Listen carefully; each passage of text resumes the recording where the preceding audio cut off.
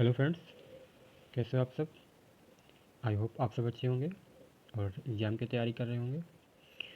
तो दोस्तों, जैसा कि आप लोग जानते हैं कि मैं इस चैनल पर सोशल वर्क से रिलेटेड महत्वपूर्ण टॉपिक डिस्कस करता हूं, जो कि अन्य परीक्षाओं में भी महत्वपूर्ण होते हैं और बहुत ही उपयोगी होते हैं।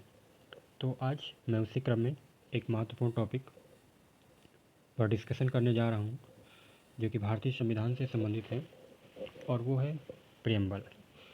दोस्तों, प्रियम्बल की मैंने एक पार्ट बना रखा है पहले से, ये दूसरा पार्ट है। और पहले पार्ट को आप लोगों ने बहुत लाइक किया, बहुत व्यू भी आए उस पर, तो कमेंट भी आया कि सर जो है दूसरा पार्ट भी बनाइए। तो आज मैं प्रियम्बल पे पार्ट 2 जो है डिस्कस करूँगा आपके साथ। और अगर आपने पहला पार्ट नहीं देखा है तो प्लीज़ हमारे चैनल की प्लेलिस्ट पे जाइए और वहाँ पर प्रियम्बल का पहला पार्ट भी देखिए। दोस्तों, प्रियम्बल बहुत महत्वपूर्ण जो है टॉपिक है भारतीय संविधान में, और यहाँ से लगभग हर एग्ज़ाम में प्रश्न पूछे जाते हैं। आप किसी भी एग्ज़ाम की तैयारी अगर कर रहे हैं तो आपको यहाँ से प्रश्न अक्सर देखने को मिल जाते हैं, और इन केस अगर फ्यूचर में आप किसी भी एग्ज़ाम की तैयारी देंगे तो आपको वहाँ भी ये बहुत ही हेल्पफुल होगी। तो मेरे इस चैनल पर इसी तरह की महत्वपूर्ण वीडियो मैं अपलोड करता हूँ, आप लोग देखें और परीक्षा में नंबरों को इंक्रीज करें। अगर आप इस चैनल पर पहली बार आए हैं तो चैनल को सब्सक्राइब कर लें, कमेंट भी करें, लाइक करें और अपने दोस्तों के साथ शेयर करें, ताकि उनके भी एग्ज़ाम में मार्क्स इंक्रीज हो सकें। ठीक है दोस्तों, अब मैं आता हूँ पार्ट 2 पर, जो बहुत सारी चीज़ों पर डिस्कशन करना है आज पार्ट 2 में, जो मैंने पहले पार्ट में नहीं किया था। तो सबसे पहले मैं प्रस्तावना को पढ़ूंगा और फिर इसके एक एक शब्दों पे मैं डिस्कस करूंगा। तो आइए पढ़ते हैं। हम भारत के लोग भारत को एक संपूर्ण प्रभुत्व संपन्न समाजवादी पंथ निरपेक्ष लोकतंत्रात्मक गणराज्य बनाने के लिए तथा उसके समस्त नागरिकों को सामाजिक आर्थिक और राजनीतिक न्याय, विचार अभिव्यक्ति विश्वास धर्म और उपासना की स्वतंत्रता, प्रतिष्ठा और अवसर की समता प्राप्त कराने के लिए तथा उन सब में व्यक्ति की गरिमा और राष्ट्र की एकता और अखंडता सुनिश्चित करने वाली बंधुता बढ़ाने के लिए दृढ़ संकल्प होकर अपनी इस संविधान सभा में आज तारीख 26 नवंबर 1949 ईस्वी मिति मार्गशीर्ष शुक्ला सप्तमी संवत 2006 विक्रमी को एतद द्वारा इस संविधान को अंगीकृत अधिनियमित और आत्मर्पित करते हैं। ठीक है दोस्तों, तो यहाँ पर क्या है, यहाँ पर बहुत सारे ऐसे टॉपिक हैं जो मैंने यहाँ पर बहुत सारे ऐसे इस प्रस्तावना के जो शब्द हैं जो मैंने ऑलरेडी आपके साथ डिस्कस कर रखे हैं, और यहाँ पर मैं कुछ महत्वपूर्ण शब्दों को फिर से आपके साथ डिस्कस करूँगा, जिसमें से मैंने जो है संपूर्ण प्रभुत्व संपन्न समाजवादी पंथ निरपेक्ष लोकतंत्रात्मक गणराज्य, ठीक है, इन शब्दों पर मैंने ऑलरेडी पार्ट 1 पर डिस्कशन कर रखा है। यहाँ पर हम उससे आगे देखेंगे और उससे संबंधित प्रस्तावना से संबंधित जो महत्वपूर्ण अन्य बिंदु हैं जो परीक्षा में बार बार पूछे जाते हैं उन पर डिस्कशन करेंगे। ठीक है, तो दोस्तों एक दो बातें और हैं जो कि बहुत महत्वपूर्ण हैं, जैसे कि जो प्रस्तावना है इसमें 3 शब्द बाद में जोड़े गए थे। ठीक है, जैसे कि एक तो समाजवादी, पंथ निरपेक्षता और अखंडता। ठीक है, ये शब्द बाद में जोड़े गए थे, तो ये भी याद रखना है कब जोड़े गए थे, मैं आगे डिस्कस करता हूँ। ठीक है, आइए चलते हैं जो है मेन पॉइंट पे जो एग्ज़ाम में आते हैं, बार बार आते हैं। और ये दोस्तों प्रियम्बल को मैंने इंग्लिश में लगाया है, आप यहाँ से इंग्लिश में भी पढ़ सकते हैं। ठीक है, 3 प्रकार के जस्टिस बताए गए हैं, social economic and political, liberty, equality, fraternity, ये सब चीज़ें इसमें आप इंग्लिश में देख सकते हैं। तो आइए देखते हैं। तो नेहरू जी द्वारा 13 दिसंबर 1946 को उद्देश्य प्रस्ताव प्रस्तुत किया गया, और उस उद्देश्य प्रस्ताव जो कि बाद में 22 जनवरी 1947, डेट बहुत महत्वपूर्ण है, ये भी 22 जनवरी 1947 को संविधान सभा द्वारा अंगीकृत किया गया है। किसको? उद्देश्य प्रस्ताव को। और इस उद्देश्य प्रस्ताव से ही उद्देशिका शब्द निकल कर आया है। ठीक है, पहली वीडियो में पार्ट 1 में मैंने बताया है कि उद्देशिका शब्द का संबंध जो है उद्देश्य प्रस्ताव से।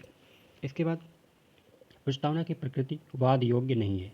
वाद योग्य नहीं मतलब कि जैसे हमारे मूल अधिकार हैं उनके हनन होने पर हम सुप्रीम कोर्ट जा सकते हैं, उस तरह प्रस्तावना में नहीं है। ठीक है, प्रस्तावना वाद योग्य नहीं है। ठीक है, फिर आगे देखते हैं। सर अलादी कृष्ण स्वामी अय्यर के अनुसार प्रस्तावना हमारे सपनों और विचारों का प्रतिनिधित्व करती है। तो सर अलादी स्वामी कृष्ण अय्यर ने यह बात कही। क्या बात कही? कि जो प्रस्तावना है वो हमारे सपनों और विचारों का प्रतिनिधित्व करती है। ठीक है, अब हम देखते हैं प्रस्तावना से संबंधित अन्य महत्वपूर्ण बिंदु। ठीक है, तो क्या है महत्वपूर्ण बिंदु? इसमें जो सबसे पहला बिंदु है वो है कि प्रस्तावना को संविधान की आत्मा भी कहा जाता है। और इस संविधान की आत्मा कहा किसने? तो ठाकुरदास भार्गव जी ने कहा। ठीक है, भार्गव जी संविधान सभा के सदस्य थे। तो बहुत ही महत्वपूर्ण जो है पॉइंट है ये, अक्सर एग्जाम में पूछा जाता है, पीसीएस तक के एग्जाम में पूछा जाता है कि प्रस्तावना को संविधान की आत्मा किसने कहा? तो ठाकुरदास भार्गव। ठीक है, बहुत महत्वपूर्ण है। तो इसको तो आप 2 ट्रिपल स्टार बना लें, और ये बहुत महत्वपूर्ण है। इसके बाद हम अगला पॉइंट देखेंगे जो कि है भीमराव अंबेडकर से संबंधित। डॉक्टर भीमराव अंबेडकर बहुत ही जो है फेमस व्यक्ति रहे हैं, अभी भी हैं, और संविधान के निर्माण में इनका बहुत योगदान है। भीमराव अंबेडकर जी ने उद्देशिका को एक पवित्र दस्तावेज कहा। क्या कहा? एक पवित्र दस्तावेज। और ठीक है, और ये क्वेश्चन कई बार पूछा जा चुका है विभिन्न एग्जामों में। अब दूसरा प्रश्न ये उठता है कि अगर ठाकुर दास भार्गव जी ने प्रस्तावना को संविधान की आत्मा कहा है, तो भीमराव अंबेडकर जी ने संविधान की आत्मा एवं हृदय किसे माना है, किसे कहा है? तो ये बात आप याद रखिए, ये बहुत ही कंफ्यूजिंग पॉइंट है। इसको भी ट्रिपल स्टार बना लीजिए, या इसको 5 स्टार ही बना लीजिए। बहुत ही कंफ्यूजिंग और महत्वपूर्ण पॉइंट है ये। तो भीमराव अंबेडकर जी ने अनुच्छेद 32 को संविधान की आत्मा एवं हृदय माना है। ठीक है, जबकि ठाकुरदास भार्गव जी ने प्रस्तावना को संविधान की आत्मा माना है, और भीमराव अंबेडकर जी ने अनुच्छेद 32 को संविधान की आत्मा एवं हृदय माना है। ठीक है, तो बहुत महत्वपूर्ण पॉइंट है, आप इसे याद कर लीजिए। इसके बाद हम देखते हैं जो अन्य महत्वपूर्ण बिंदु है, उसमें ये बताया गया कि प्रस्तावना में 3 प्रकार के न्याय। कितने प्रकार के? 3 प्रकार के। प्रस्तावना में 3 प्रकार के न्याय कौन कौन से? सामाजिक, आर्थिक, राजनीतिक न्याय। उसके बाद 2 प्रकार की समता। कौन कौन सी? प्रतिष्ठा और अवसर की समता। तथा 5 प्रकार की स्वतंत्रता। ठीक है, 5 प्रकार की स्वतंत्रता की बात की गई है। ठीक है, इसके बाद बेरूबारी यूनियन के बाद में 1960 में, कब? 1960 में सर्वोच्च न्यायालय ने प्रस्तावना को संविधान का अंग नहीं माना। सर्वोच्च न्यायालय ने बेरूबारी केस 1960 में जो है प्रस्तावना को संविधान का अंग नहीं माना था। फिर देखते हैं इसके बाद क्या हुआ। केशवानंद भारती, बहुत ही फेमस जो है केस है ये। केशवानंद भारती बनाम केरल राज्य केस, बहुत ही फेमस केस 1973 में आया। ठीक, तो केशवानंद भारती बनाम केरल राज्य 1973 था। पुनः बुम्बई बनाम यूनियन ऑफ इंडिया वाद में प्रस्तावना को संविधान का अंग माना गया। ठीक है, यानी 1960 में नहीं माना गया, लेकिन 1973 में माना गया। और केशवानंद भारती संविधान जो है, केशवानंद भारती केस से ही मूल ढांचा शब्द का जन्म हुआ था। ठीक है, और प्रस्तावना को भी मूल ढांचा के अंतर्गत ही रखा गया है, यानी बेसिक स्ट्रक्चर। इसके बाद जो अन्य प्रावधान है वो देखते हैं कि प्रस्तावना संविधान के विधिक निर्वचन में सहायक है। विधिक निर्वचन में सहायक है। ठीक है, इसके बाद आगे देखते हैं। के.एम. मुंशी जी ने प्रस्तावना को राजनीतिक जन्मपत्री कहा है। क्या कहा है? राजनीतिक जन्मपत्री कहा है। किसने? के.एम. मुंशी जी ने। ठीक है, तो इसके बाद अगला देखते हैं। प्रस्तावना में 42वें संविधान संशोधन 1976 द्वारा 3 शब्द जोड़े गए। कौन कौन से हैं वो 3 शब्द? तो वो 3 शब्द हैं समाजवादी, पंथनिरपेक्षता और अखंडता। बहुत ही महत्वपूर्ण शब्द हैं ये, और यहाँ से तो प्रश्न बहुत ही बनते हैं। यही प्रश्न बनता है कि कौन कौन से शब्द 42वें संविधान संशोधन द्वारा जोड़े गए।